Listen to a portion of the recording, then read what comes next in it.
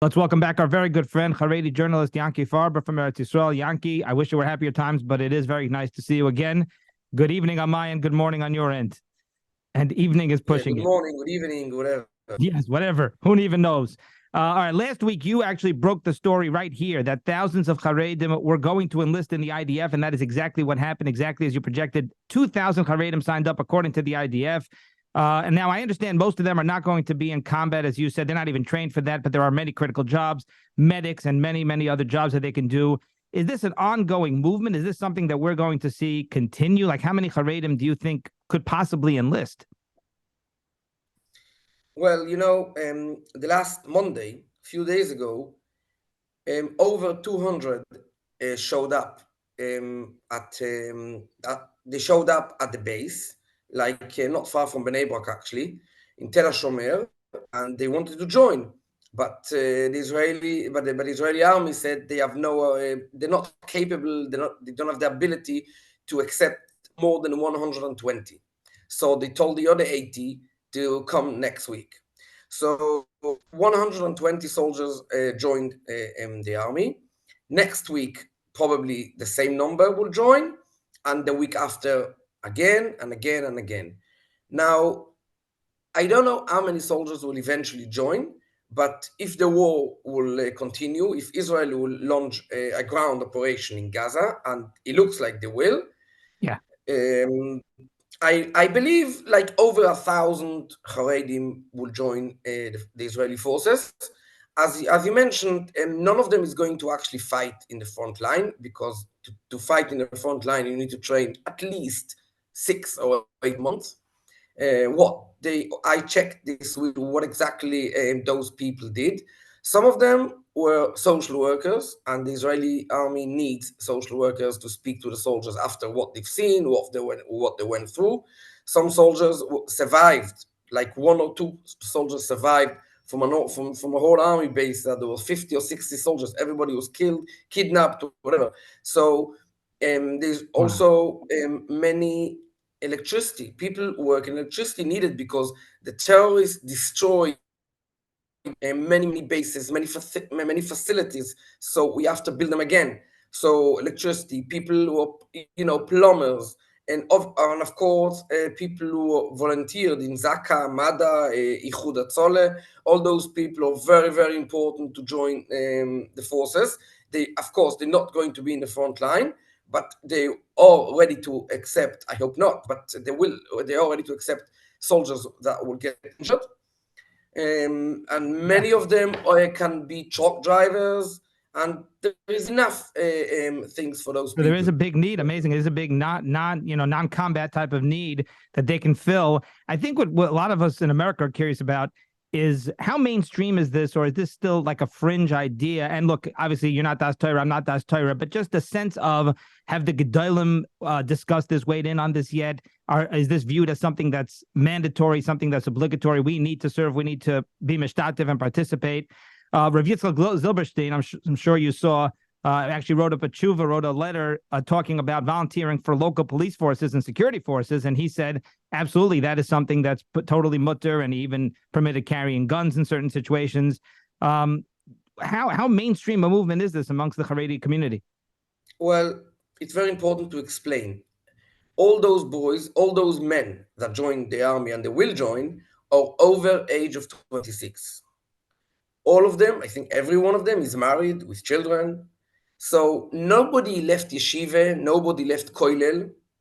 And the men that joined, or all of them, are working, and none of them came from koilel or yeshiva, because there is like a consensus. Everybody understands, everybody knows, and everybody wants not to touch the yeshiva bochum or the koilel guys, because there is so many Charedim who wants to join the army, and none of them is in yeshiva. So the Israeli army made sure that they don't have a conflict with the Haredi community, and I will get to the rabbis in a minute. So they only took people over 26 that are not learning anyway in Koilel or Yeshiva, so that doesn't really touch the Yeshiva boys. Now, and it was not just Rav Zilberstein, it was also Rav Grossman from Migdal HaEmek, very famous rabbi, and some other rabbis, and the rabbi of the Jewish quarter in Jerusalem, Rabbi Neventzal, also said things about fighting against terror, and he blessed everybody that joined the forces. Well, it is mainstream. Real Charedim joined, because people understand that this is not another fight at the Israeli border against Hezbollah. It's about our own, protecting our neighbors, protecting ourselves. So, the war came into our city, to our house. Many Charedim, thousands Charedim, saw Hamas terrorists on Simchas Torah from the window. So they realized that this is, yes, many Charedim. It was like 6:30 in the morning. So people went to shul, Simchas Torah morning. In Israel, it was Shabbos, so it was Simchas Torah by us. In America, it wasn't Simchas Torah, it was Shmini Atzeres. So in Israel, they were close enough to be able to see that. Yes, people saw outside the window a Hamas truck going around on the streets. So they understood that this is not another war. It's something real dangerous that it could actually affect everybody. So again, no rabbi comment on it. Till now, no rabbi comment on it. Not Moshe Lelish, not Dov Landau, not Tzvi Bergman. Why didn't they comment? I have no idea. But again, the people who did comment on it, from the Rabbonim, they really supported it. They didn't bring out a letter and signed, yeah, you should join. No, they just blessed everybody that joined. And again, there is so many Charedim that can join the Israeli army without even getting close to the yeshiva bochem or to the people who learn in kollel. Right. So there isn't any conflict between both sides. Really, very, very fascinating. I do want to ask you to shift gears here about the hostages. And obviously, Rahman al-Atlan, it's a very, very difficult situation. But when we last spoke, no hostages had been released. Since we last spoke, of course, as everybody knows, 4 hostages have been released. 2 were Americans. I guess that's a little bit less surprising because we expected America to be negotiating. 2, of course, were Israeli, elderly ladies. Were you surprised? A lot of us were not expecting this. It just came totally out of nowhere. Were you surprised that 4 hostages were released? Did that come as a shock to you? Do you think that, Mirz Hashem, it's possible that more could be released before a ground invasion? So Hamas is trying to play with the Israeli mind, and people here in Israel know it. So we don't really believe Hamas or anything. Now, the reason why they actually let those 2 old, very old ladies, first of all, to show the world that they nice people and they treat nice the elderly people, because the videos that came out from Simchas Torah show the world that Hamas are really much worse than ISIS. People who saw ISIS were shocked, and I can tell you, I watched probably every single video from what they did. The Israeli army released a 45-minute video of everything. They invited more than 200 foreign journalists to watch it and see it. And I want to tell you that some of them left in the middle. They couldn't watch it. It was like too much. And they said they haven't seen such things, not from ISIS, not from the Nazis, and not from any other terror organization. Wow. They said the people who did it were animals. And then they said, well, animals behave better than those Hamas people. It's so true. They did it. And some of the journalists who were actually crying when they watched it. Wow. It was really crazy. And all of them, after they saw it, they published articles, in everyone in his website, newspaper, and they wrote very, very strong things, and they showed some of it. Of course, they blurred some of the videos because it was really hard to watch it. And the world saw it. So Hamas wanted to show that they're very nice people, and it's not true what's been saying about them. They're not ISIS. So they released those 2 elderly women. Now, I want to tell you all something. propaganda, fake Yes, propaganda. and you know why? One of those women, her husband is still in Gaza. Right. So she spoke very nicely about Hamas. She was positive. She said, right. They they gave her treated food. her very Treated nicely. her. They gave her medicine. They even had shampoo, and they prepared the place for all the hostages and everything. Now, I people and I say, well, what do you expect? Her husband is in the Hamas hands. So if she's not going to speak nice about them, they will just kill him. Exactly. No, So she we was under cannot. total pressure and unbearable, So unimaginable pressure. Continue. so we cannot judge this lady for speaking nicely about Hamas. Her husband is still in Gaza. So if she wants to speak and say that the nice people, we understand it, and nobody was Right. angry about her and everything. But it does show how strategic they are. And a lot of the media, the BBC and others, the AP, they fall for this nonsense, this garbage where Hamas, like you said, they planned it out where she would be forced to say nice things. And, we don't believe it, obviously, and she has no choice. But even to this point, after everyone's seen all the brutal and horrific things that they do, they're still manipulating and they're still, using propaganda. And some of the media does act as Hamas's propaganda machine and soaks it right up. Yeah, well, BBC and also AP. First of all, they don't call Hamas a terror organization. They found so BBC found some interesting solution. They that it's it's an organization that has been called by the British government as a terror organization. They don't really mention that so they don't call it a terror organization. AP is the same. So I know myself that the BBC in Israel tried to interview people. They wanted, one of the hospitals in Israel didn't let BBC come in and interview people, speak to them. They canceled meetings with them.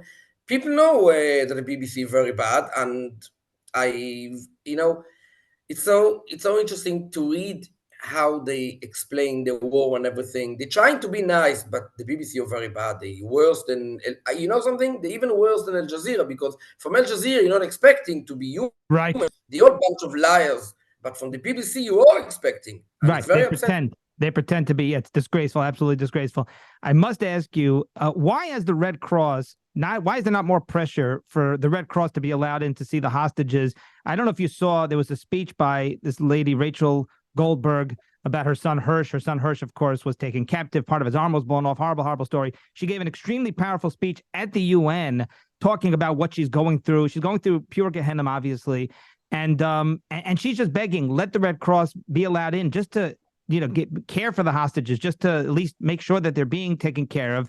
I can understand why Hamas would not allow them to do it. Obviously, Hamas is evil, but President Biden, the Israeli government, Qatar, is there ever going to be pressure? Is there a chance that the Red Cross just to be allowed in, just to see that the hostages are okay, just proof that they're even alive? Well, I don't think it's possible, because many of the people that were kidnapped were not kidnapped by Hamas, were kidnapped by all sorts of organizations. So they all spread around Gaza. You have no idea. Hamas also said, till Israel doesn't stop bombing us, it's impossible for us to check where all those hostages are. And some of the hostages were kidnapped by just plain, as we call, innocent civilians. Because after Hamas came in, thousands of Palestinians joined, and they were actually stealing, things from the Jewish houses. Bunch of animals, ripping, burning, and destroying everything they could. They stole things from people's houses.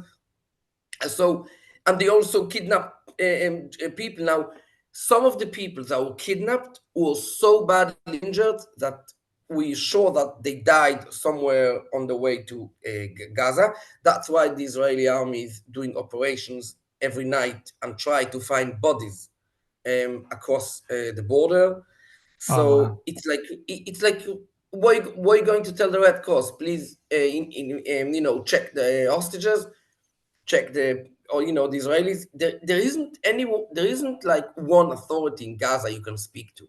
There's Hamas, there is Jihad, and there is, as I said, just civilians who who kidnapped Israelis. You know something? There isn't any innocent people in Gaza. Yeah. Because usually we say that Hamas is using women and children as human shields. No, those civilians in Gaza are happy to protect Hamas terrorists. They all of them, they all part of them, because if it was just Hamas, then I understand. But it wasn't just Hamas. If you saw the videos, after Hamas finished burning and killing and kidnapping, whatever, thousands of Palestinian men and young boys and men joined. They walked into Kibbutz Be'eri, Kfar Aza, and all those Jewish villages and emptied the houses. They stole whatever they could, and they found bodies, and they destroyed the bodies. They chopped dead people's head off. So the Zaka found a head, a hand, a leg. They had to, connect it to each other. It was terrible. So there isn't really any innocent people in Gaza. Okay, absolutely. Understood. We're going to leave it on that note. Yanki, number one, I feel your passion, your emotion. We really appreciate and give you a shekayach everything that you're doing. And I really believe you're performing a tremendous tayelis for Klal Yisrael. Thank you. Everything you do. No, 100%. I really mean that. And also your perspective, as a Charedi, as a journalist, but also knowledge of the government and of just the inner workings. You're telling us things here that I don't hear too many people exposing and talking about. So your knowledge and your understanding of what's really going on is very much appreciated, very beneficial, and very refreshing, very rare. Thank you. I hope to keep doing this. Absolutely. All right. Thank you so much, Yanki Farber, Charedi journalist, Charedim, and other outlets on the VIN Podcast.